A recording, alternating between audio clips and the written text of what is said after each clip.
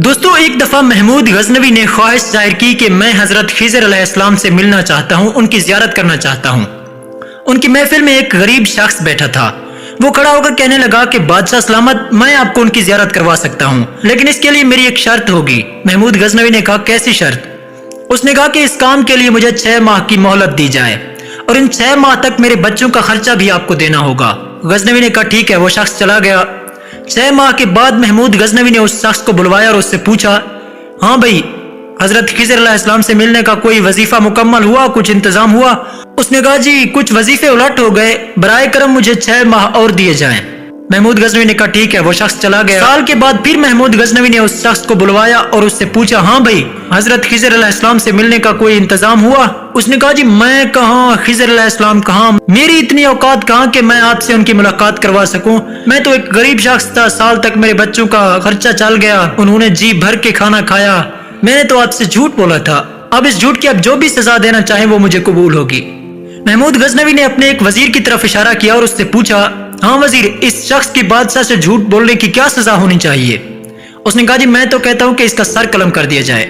महमूद गजनवी की महफिल में एक चमकते चेहरे वाले बुजुर्ग बैठे थे। उन्होंने कहा, बादशाह सलामत, ठीक कहा इसने। अब महमूद गजनवी ने दूसरे वजीर की तरफ इशारा किया और उससे पूछा, हाँ वजीर, तुम बताओ, बादशाह से झूठ बोलने की इस शख्स की क्या सजा होनी चाहिए? उसने कहा, जी मैं तो कहता हूँ कि इस पर कुत्ते छोड़े जाएं, जो नोच नोच के इसकी बोटियां खा जाएं। उस चमकते चेहरे वाले बुजुर्ग ने कहा कि बादशाह सलामत, बिल्कुल ठीक कहा इसने। महमूद गजनवी की महफिल में हजरत अयाज बैठे थे। महमूद गजनवी ने हजरत अयाज की तरफ इशारा किया और उससे पूछा, हाँ अयाज, तुम बताओ, इस शख्स की क्या सजा होनी चाहिए?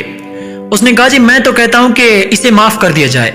इसके झूठ बोलने से आपकी इज्जत, वकार और हैसियत में कोई कमी नहीं आई और साल तक खर्चा देने से आपके खजाने में भी कोई कमी नहीं आई।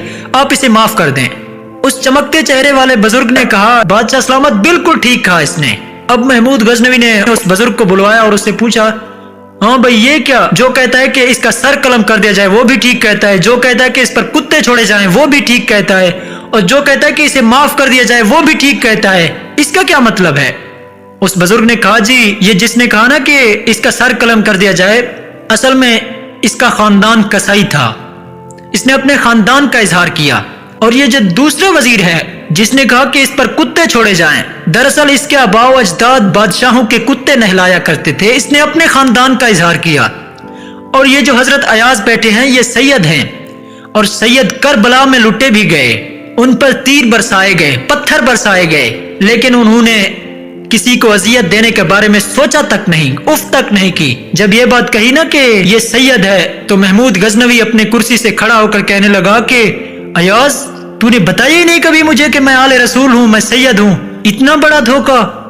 हजरत अयाज कहने लगे कि बादशाह सलामत, इस बुजुर्ग ने मेरा राज आपके सामने खोल दिया, तो इनका भी एक राज मैं आपके सामने खोलना चाहता हूँ। महमूद गजनवी ने कहा, कैसा राज? हजरत अयाज कहने लगे कि ये जो बुजुर्ग है ना, ये खुद हजरत खिजर अलैहिस्सलाम है।